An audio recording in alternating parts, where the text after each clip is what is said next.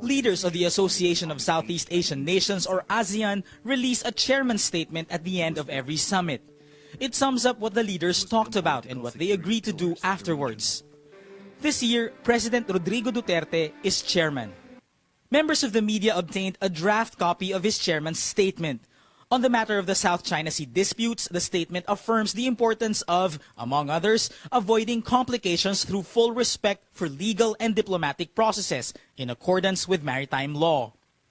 One of those legal processes is arbitration, such as the one the Philippines won against China in July last year.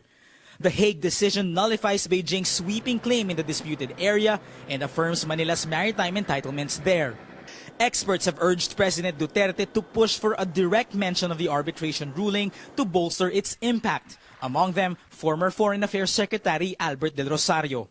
Reacting to the draft statement, Del Rosario says it's deeply disappointing and it manifests an absence of the leadership desired of the Philippine chairmanship. Maritime law expert J. Batong Bakal says the statement is vague and lacks strength. He adds it reflects how divided ASEAN members are on the issue, so that an indirect mention of the arbitral ruling is the only common ground among them. Alam naman natin sitwasyon na hindi talaga magkaroon ng solid unity yung ASEAN pagdating sa South China Sea and West Philippine Sea issues.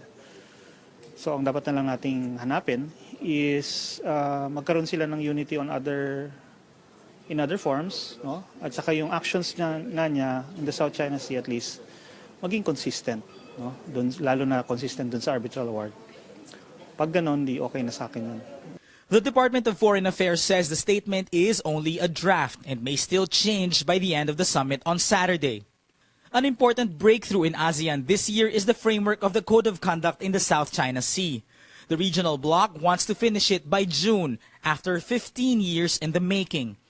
Del Rosario and Batong Bakal are hoping the framework would include the arbitral ruling to somehow get China to comply. Batong Bakal says the framework is the document to watch. JC Gotinga, CNN Philippines.